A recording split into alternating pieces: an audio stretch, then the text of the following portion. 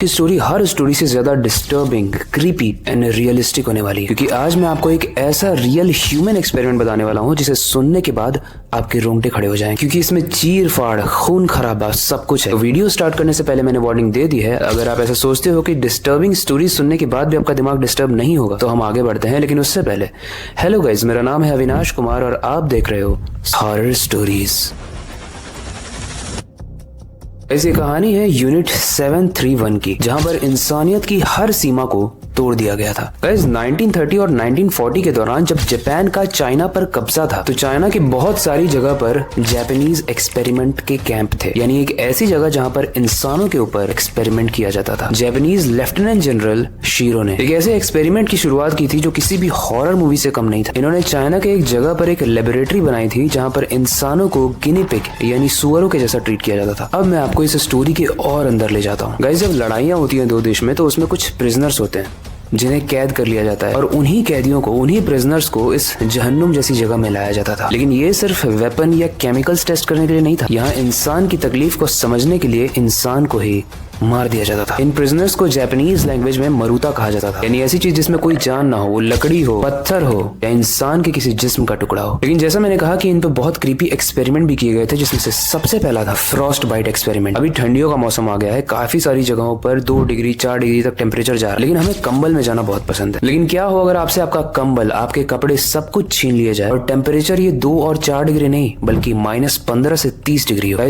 इतने ज्यादा कम टेम्परेचर में जब फ्रॉस्ट बाइट से गुजारा जाता है तो आपके हाथ की जो कैपिलरीज होती हैं, जो वेन्स होती है जिनके अंदर खून तैरता है, वो भी फ्रीज हो जाता है। जब एक्सपेरिमेंट में प्रिजनर्स के हाथों को जमा दिया जाता है तो डॉक्टर अब उसको अलग अलग तरीके से टेस्ट करते हैं, और ये सब इसलिए किया जाता है क्योंकि वो जानना चाहते हैं कि इंसानी हाथ जमने के बाद, फ्रॉस्ट बाइट से गुजरने के बाद किस तरीके से ठीक किया जा सकता है। तो उसके लिए वो जमे हुए हाथ पर कभी खौलता हुआ पानी डालते हैं, कभी उसे आग पर रख देते हैं, या फिर रात भर उस प्रिजनर को बाहर रखते हैं ताकि वो ये देख पाए कि जब ये हाथ धीरे धीरे गर्म होगा तो क्या ये वैसा ही रहेगा। एंड गाइस आप जानकर शॉक हो जाओगे, उनका हाथ जैसे ही गर्म होने लगता था वो टपक कर नीचे गिर जाता था। और जब उनके लिम्स यानी हाथ या पैर टपक कर नीचे गिर रहे हैं तो डॉक्टर ऑब्जर्व करते थे और उसका नोट्स बनाते थे। सोचो कितना ज्यादा डिस्टर्बिंग रहा होगा ये एक्सपेरिमेंट। अगर ये एक्सपेरिमेंट आपके लिए डिस्टर्बिंग नहीं था तो आप दूसरे एक्सपेरिमेंट पे आते हैं जो है विविसेक्शन। गाइस विविसेक्शन का बेसिकली मीनिंग होता है पोस्टमार्टम, यानी बॉडी में चीरा लगाना, लेकिन मुर्दे की बॉडी में नहीं, जिंदा इंसान की बॉडी में बिना उन्हें एनेस्थीसिया दी। सोचो आप चाइना के वॉर के प्रिजनर्स हो और जापानीज जस्ट ये देखने के लिए कि आपके ऑर्गन्स जिंदा ऑपरेशन में कैसा परफॉर्म करते हैं, आपके सामने आपको एक बेड पर लिटाते हैं, आपको बेल्ट से बांध देते हैं, उसके बाद आपके चेस्ट पर चीरा लगाते हैं और आपका लंग्स निकाल कर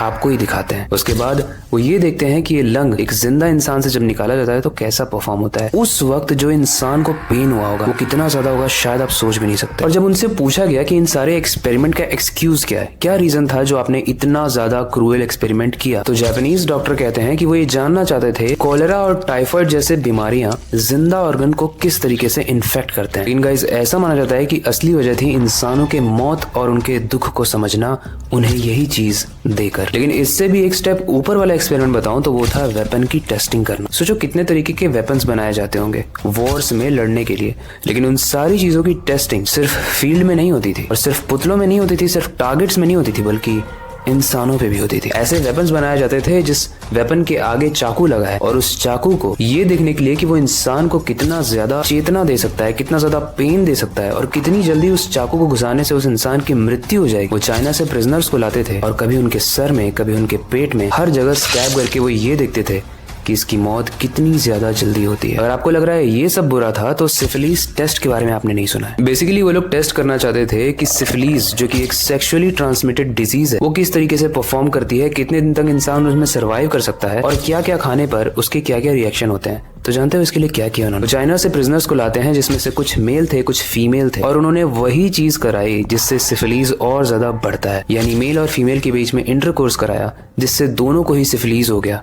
उसके बाद वो बस उन्हें बंद करके ऑब्जर्व कर रहे थे कि कितने दिन में ये लोग मरते हैं, क्योंकि उस वक्त तो गाइस कोई दवाई भी नहीं हुआ करती थी। लेकिन यूनिट 731 का सबसे ज्यादा डरावना और क्रीपी एक्सपेरिमेंट मैं कहूँ मेरे हिसाब से वो था ह्यूमन सेंटिपीड एक्सपेरिमेंट। बेसिकली वो 2 लोगों को सुला देते थे बेड पे जिंदा एकदम होश में और दोनों के ही हाथ और पैरों को काट कर एक तीसरे इंसान में स्टिच कर देते थे, सिलाई कर देते थे, ये देखने के लिए कि क्या ह्यूमन सेंटिपीड पॉसिबल है या नहीं। यानी जिस तरीके से हम इंसेक्ट्स को देखते हैं वो 4-5 पैरों से चलते हैं, 4-5 हाथों से चलते हैं, क्या अगर इंसान में भी हम इसको स्टिच कर दें या अटैच कर दें तो इंसान चल पाएगा? अब उन लोगों का पेन सोचो जिनके लिम्स को काटा गया और उसका भी जिसके अंदर इस चीज को स्टिच किया गया।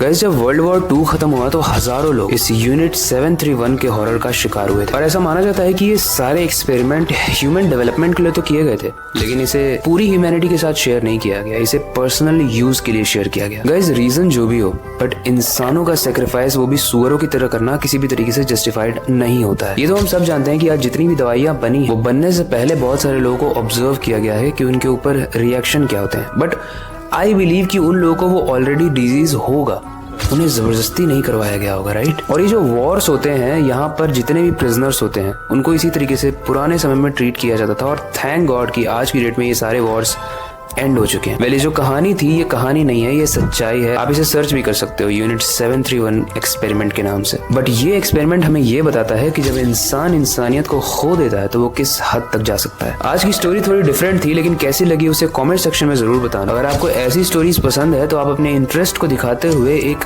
कमेंट कर सकते हो एक्सपेरिमेंट। इससे मैं समझ जाऊंगा कि मैं इस तरीके की और वीडियोस ला सकता हूँ। बाकी आपके पास कोई सजेशन है या इस वीडियो से रिलेटेड कोई फीडबैक है तो आप कमेंट सेक्शन में दे सकते हो। पहला वक्त आ चुका है इस स्टोरी को एंड करने का और नए स्टोरी पर काम करने का, लेकिन जाने से पहले मैं बस एक ही चीज कहना चाहूंगा, अपनी क्यूरियोसिटी को डाई मत होने देना, नई चीजें सीखते रहना, अपने बेड के नीचे और खिड़की के बाहर जरूर देख लेना।